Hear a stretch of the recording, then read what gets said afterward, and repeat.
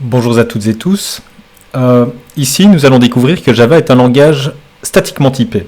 Et donc ça, ce n'est pas la même chose, c'est une différence fondamentale par rapport au langage Python que vous avez étudié dans le cours d'informatique 1. D'autres langages statiquement typés sont par exemple C ou C++. Python, JavaScript, Ruby sont des langages, eux, dynamiquement typés. Une différence fondamentale avec un langage dynamiquement typé, c'est le fait que le type est associé à la variable. Donc c'est la variable, et non la valeur à laquelle il réfère, qui définit le type. Et vous pouvez avoir, grâce à ce mécanisme de type, vous pouvez détecter des erreurs qui ne sont pas détectées au moment de l'exécution du programme. C'est donc beaucoup plus sûr, vu que vous n'avez pas besoin d'exécuter le programme pour potentiellement réaliser que vous avez un bug lié au type des données. Voyons quelques exemples avec cela. Donc ici sur la gauche, j'ai un programme Java, et sur la gauche, j'ai un programme Python. Donc comme vous pouvez voir ici, dans mon programme Java, j'ai ma petite méthode main. Okay. Donc on va commencer avec ici une petite variable de type entière que je vais appeler A, et j'y vais y mettre le contenu 2. J'ai la valeur 2. Si après je souhaite changer le contenu de la variable A et y mettre le string LEPL1402,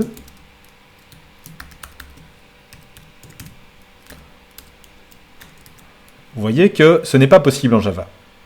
J'ai l'erreur ici, incompatibilité des types. A est de type int, et ici j'essaye de tenter d'affecter cette variable à la valeur LEPL1402 qui est de type string. Ok, Java lang string. Donc c'est pas possible en Java. En Python,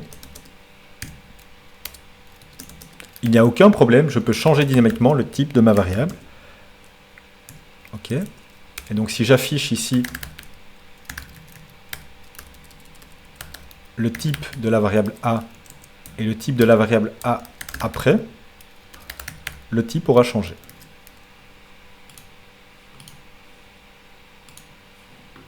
Vous voyez qu'ici, c'était un int, et après, il est devenu de type string. Et donc, c'est ça qu'on entend par langage dynamiquement typé. Cela a aussi d'autres implications, comme l'utilisation des méthodes. Donc, ici, j'ai une petite méthode en Java qui additionne deux nombres, A et B. Je dois spécifier le type de chacun des paramètres et également le type de la valeur des retours.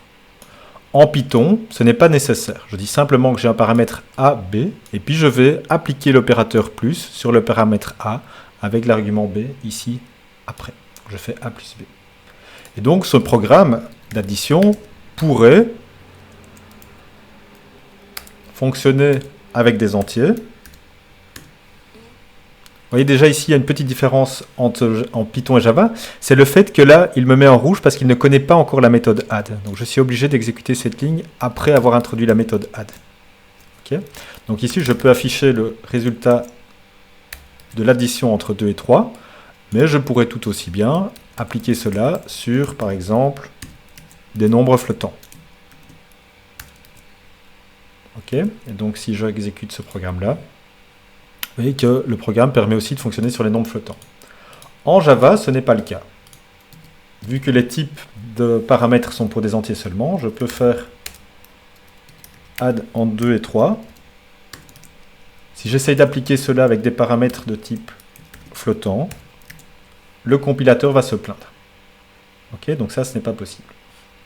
Donc Python est plus flexible de ce point de vue-là. Mais la flexibilité a un coût, et le coût, c'est que potentiellement, je peux avoir une erreur qui est de type qui est détectée seulement lors de l'exécution du programme. Voyons cela sur un exemple où je vais volontairement introduire un bug en Python.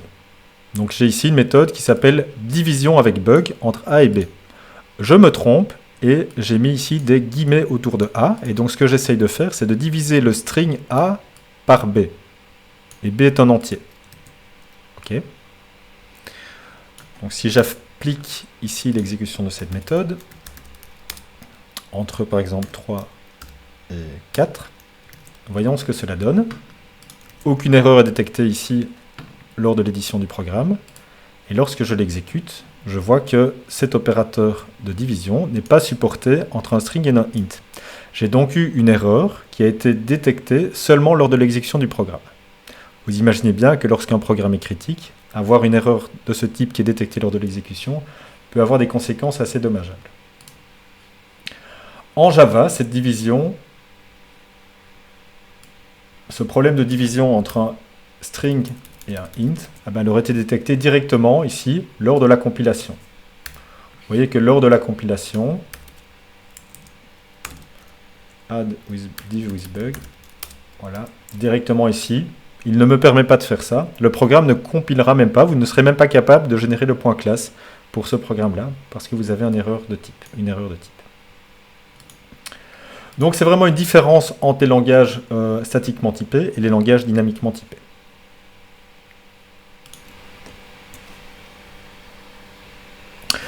Pour faire une petite analogie, on pourrait considérer que les langages statiquement typés, ce sont plutôt des gros avions, nettement moins flexibles, mais aussi plus sûrs, alors que les langages dynamiquement typés sont des langages beaucoup plus souples, beaucoup plus flexibles, extrêmement utiles lorsqu'il faut faire du prototyping ou faire des scripts, mais peut-être moins applicables ou utilisables pour des logiciels qui demandent un grand niveau de sécurité et de fiabilité.